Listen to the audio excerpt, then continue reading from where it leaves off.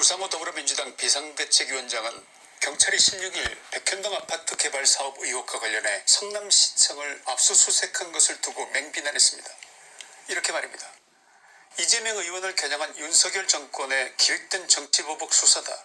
이번 압수수색은 야권의 유력 대선 주자를 겨냥한 정치수사다. 윤석열 정권은 기획된 정치보복 수사를 중단해야 한다.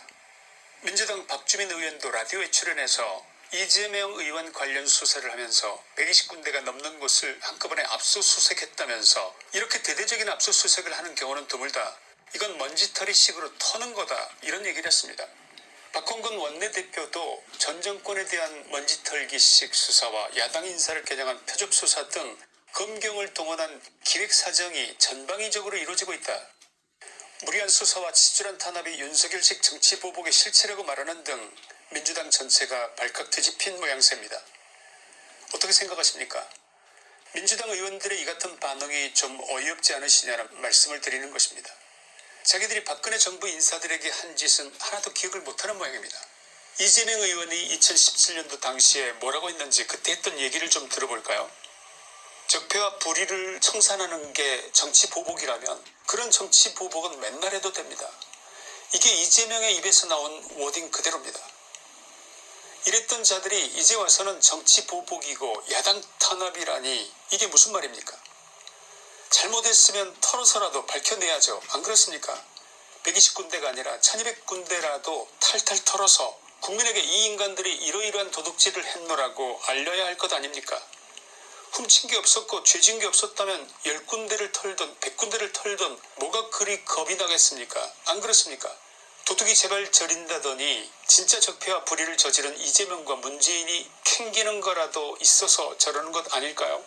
한 사람은 국립모텔에 다른 한 사람은 국립여인숙에 들어갈까봐 저렇게 전전긍긍하는 것 아니겠냐는 그런 말씀입니다.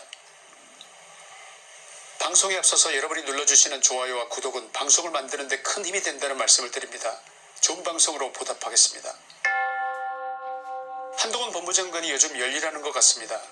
여기서 열일한다는 뜻은 하나하나 수사에 관여한다는 뜻이 아닙니다. 인사권자로서 유능한 검사들을 요소요소에 앉히면 되는 것입니다. 그들이 소신껏 수사할 수 있는 분위기만 잡아주면 되는데 뭐하러 한 장관이 일일이 간섭하겠습니까? 게다가 민주당 문재인 정권이 검수완박을 밀어붙임으로써 검사들 전체를 속된 말로 독이 오르게 만들지 않았습니까? 검사들 이렇게 열심히 일하도록 자극한 것도 어떤 의미에서는 윤석열 정부가 아니라 바로 민주당 검수완박의 주체들이 아니겠냐는 그 말씀입니다. 그렇다고 없는 죄를 만들 수야 있겠습니까? 있는 죄를 숨기니까 죄 지어놓고 아니라고 부인하니까 그래서 뒤져서라도 찾으려는 것이죠. 안 그렇겠습니까? 죄 지은 자들은 발 뻗고 잘 수가 없는 법, 결국 자업자득인 셈입니다. 백운규 전 산업부 장관에 대한 구속영장이 기각되었다고 민주당 인사들은 겉보라고 이런 모양인데 뭘 몰라서 하는 소리입니다. 무리하게 영장을 청구했네 뭐네 하면서 마치 죄가 없는데 영장을 청구라도 한 것처럼 사실을 왜곡하고 있는데 팩트는 그것이 아닙니다. 판사가 백운규 전 장관에 대한 영장실질심사에서 지적한 사항은 알고 보면 민주당을 뼈때리는 내용입니다. 첫째, 문재인 정부 시절 산업통상자원부 산하 13개 기관장들에게 사퇴를 강요한 혐의에 대한 소명이 이루어진 것은 맞다. 다만 일부 혐의는 다툼의 여지가 있다. 둘째, 상당 부분 증거가 이미 확보돼서 증거인멸의 우려도 없다. 셋째, 백 전 장관의 지위나 수사 임하는 태도를 봤을 때 도망칠 염려가 있다고 보기는 어렵다. 넷째, 백 전 장관이 다른 피의자나 참고인을 회유할 가능성도 사실상 없다. 판사의 판단이 이랬는데도 그래도 무리한 영장 청구라고 주장할 겁니까? 양심이 있다면 최소한 뻘쭘한 표정이라도 좀 지어야 하는 것 아니겠습니까?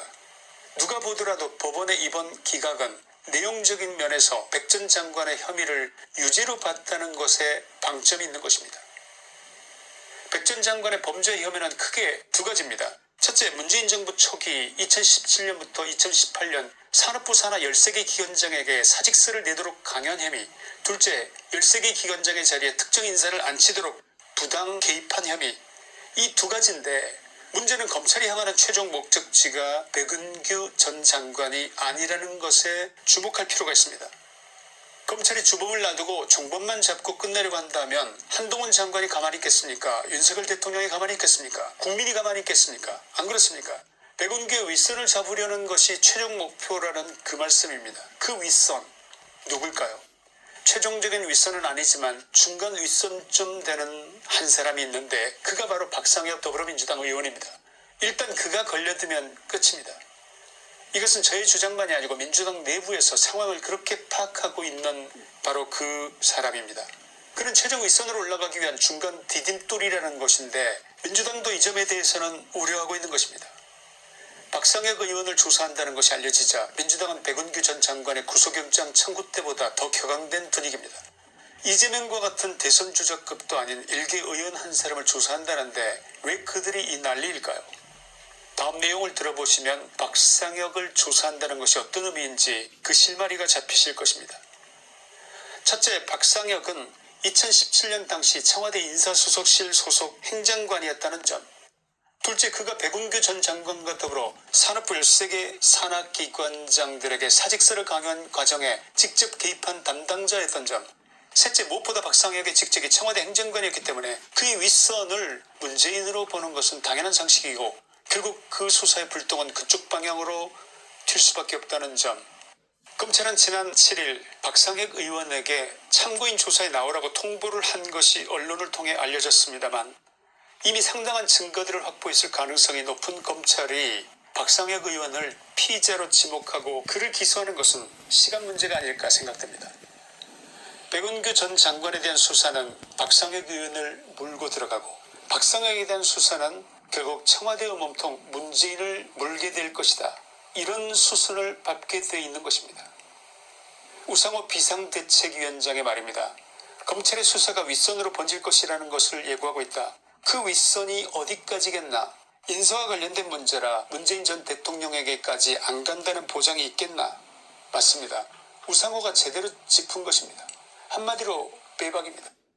Pro Evolution Soccer, the game millions of people have played and loved for so many years, has been reborn. 우상호가 제대로 짚은 것입니다. 한마디로 빼박입니다. 민주당은 검찰 수사가 사실상 문재인 전 대통령을 겨냥했다면서 내부적으로는 완전 비상이 걸린 분위기입니다. 그래서 그들이 기구를 하나 만들겠다는 것인데 정치보복 수사 대책기구, 이것을 설치해서 강력 대응하겠다고 지금 단단히 벼르고 있는 모양입니다. 한편 민주당은 조응천 의원의 발의로 행정입법, 즉 대통령령, 총리령, 부령의 수정을 요구할 수 있는 국회법 개정안을 발의했습니다. 민주당이 검수완박도 모자라 이번에는 윤석열 대통령의 행정부를 운영할 재량권마저 사사건건 통제하고 싶은 모양인데 헌법학자들도 이러한 법안은 삼권분립의 원칙에 어긋난다고 입을 모으고 있는 상황입니다. 말하자면 검수완박 시즌2 정부 완박을 하려는 의도인 것이 거의 분명해 보입니다. 검수완박에 맞들인 민주당이 이제는 170여 거대 의석으로 정부의 대통령령, 총리령, 부령까지 자기들이 쥐고 흔들겠다는 것입니다. 민주당은 선을 넘어도 너무 넘었습니다. 자기들의 힘에 도취된 나머지 이제는 국민들의 시선에도 아랑곳하지 않습니다. 선을 넘고 담을 넘고 한계를 넘어 끝을 향하여 내달리는 것 같습니다. 그 길의 끝에 낭떠러지가 있다는 것을 모르는 모양입니다. 혹시 야당이니까 당연히 저럴 수도 있다고 생각하신다면 잘못 생각하신 것입니다. 우리 야당사에 저렇게 극한으로 이기적인 정당은 없었습니다. 저렇게 국민의 시선을 의식하지 않는 정당은 단 한 번도 없었습니다.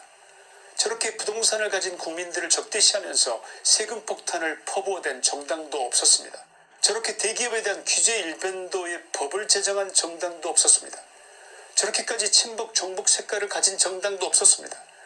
사범을 대통령 후보로 뽑은 정당은 우리 역사상 단 한 번도 없었습니다. 60여 년의 역사를 가진 검찰 제도를 하루아침에 검수완박으로 무너뜨린 정당도 역사적으로 없었습니다. 지금은 사범인데 앞으로 시범이 될까봐 그를 공천해서 그에게 국회의원 불체포 특권이라는 방탄복을 입혀준 정당도 단 한 번도 역사상 존재한 적이 없었습니다. 170여 의석으로 이렇게 전횡을 일삼았던 당은 우리나라 정당사에 단 한 번도 없었다는 그 말씀입니다. 2년 후 총선은 민주당 의원들을 기다리는 낭떠러지라고 확신하는데 여러분도 동의하십니까? 김치환의 시사이다였습니다. 감사합니다.